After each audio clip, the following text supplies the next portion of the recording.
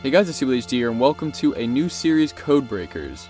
In it, I'll be showcasing some of the best hacks, mods, and cheat codes from a particular game. This time we'll be taking a look at Super Mario 64 DS. This game has a lot of aspects you can mess around with, from alternate characters, some really good ROM hacks, crazy effects, and a whole lot more. If you'd like to check any of these out for yourself, I'll leave a link in the description below that contains a folder for everything I cover. Also, a quick warning, this video does contain some flashing images, so if this harms you in any way, I'll put a warning up on screen when those things happen. But with that out of the way, let's get into it. Up first is something I've always wanted as a kid. A hack from Rust Mars 2 mods the Mario model into Waluigi. It's a complete overhaul of the character and it looks pretty good. You can first find the cap in levels like you would with Mario. You can unlock him the same way you would previously by collecting 8 stars and then going to this door. Even the painting has changed. After defeating Goombas, you'll be given the key, which still has the M, but the cap on top is Waluigi's. Go back into the other room and you'll be treated to this.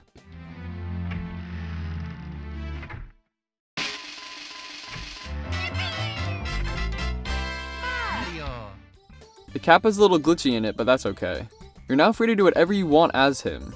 Since he's replaced with Mario, you can defeat Bowser this way too. All the power-ups are swapped with him too. Soaring through the sky, becoming giant, and my personal favorite, the Power Flower. I was surprised he added this model, but it's hilarious to say the least. As you saw in the intro, the beginning cutscene is also replaced with Waluigi. Anywhere that Mario is supposed to be is now replaced with him. Even when selecting a level, it has his gorgeous face. The only thing I noticed was the bottom screen, which still has Mario and the life counter. Everything else seems to be completely replaced though, which is really cool. Next is a very interesting one from Star Pants. It allows you to play through the entire game in first person.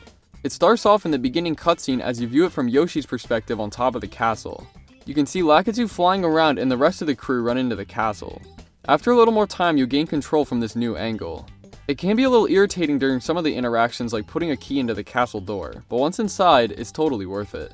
Seeing worlds in this way is refreshing but challenging. Swimming is also a little tricky to get down as you're constantly swaying. I wouldn't recommend trying to do a full playthrough of the game in this way. The view makes it really hard to see what's going on at times. If you don't have a good enough knowledge of the worlds, it's practically unplayable. Another big issue is the soft locks. Trying to get into the castle was a struggle. After speaking with Lakitu on the bridge, I got stuck standing there and was not able to move. And finally, after getting past that, catching the rabbit caused the game to soft lock as well. Regardless, it's pretty fun to see the game from this new perspective, but could be better. Next is a very minor one, but still fun. Starpants changed the physics of the grass to make it bouncy. You can experience this right away outside Peach's castle.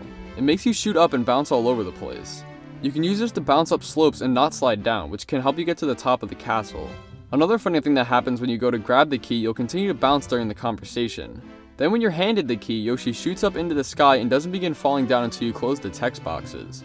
You're then stuck plummeting back down into the ground. Sadly, outside the castle is where the fun ends. I tried going into Bob-omb Battlefield and the grass here wasn't bouncy at all. I also tried Whomp's Fortress, but no luck. I guess it only occurs in this area, which is kind of upsetting, because it's actually a pretty fun mod to the game.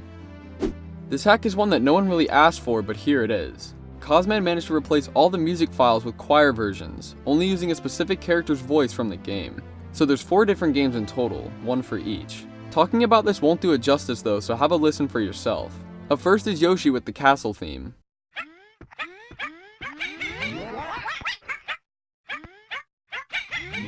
And now Mario in Bob-omb Battlefield.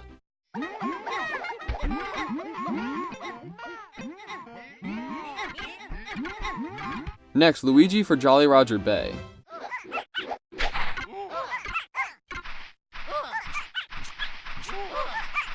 And finally, Wario for Cool Cool Mountain.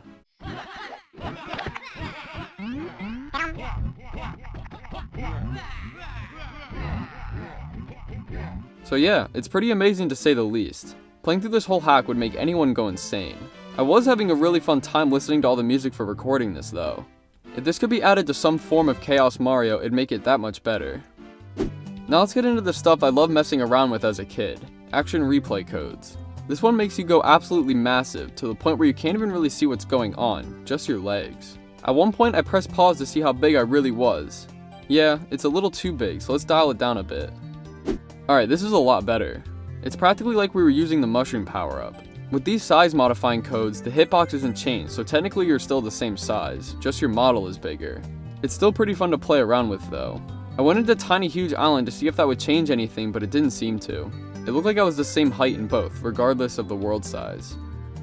Now for one of my personal favorites for reasons you'll see in a minute, the moon jump code. All you have to do is hold down B and you'll be able to ascend anywhere you want. You can use this to reach new heights or complete levels faster.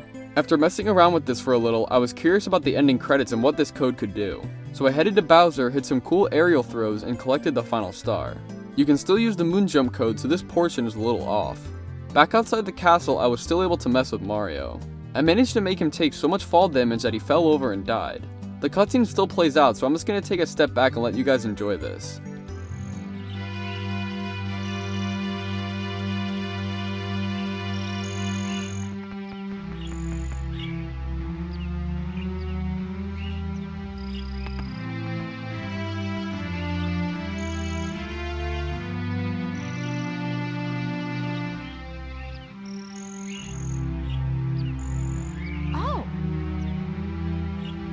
Yoshi, the power of the stars has restored to the castle.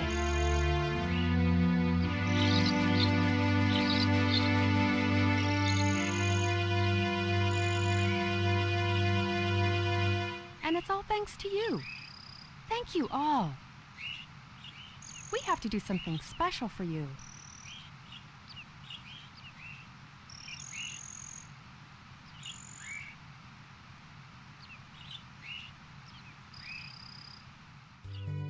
I don't know why, but this was so funny to me. Mario actually got revived when switching to the next scene, but of course I killed him again, and this time I got punished for it. I got the regular death screen and thrown outside the castle. I went back, didn't kill Mario this time, let the regular credits play out. When it switched over to the world section, I was still able to use the code and have Mario float around, but I didn't kill him. So as you can see, there's more to this moon jump code than you think, and it causes a lot of mayhem.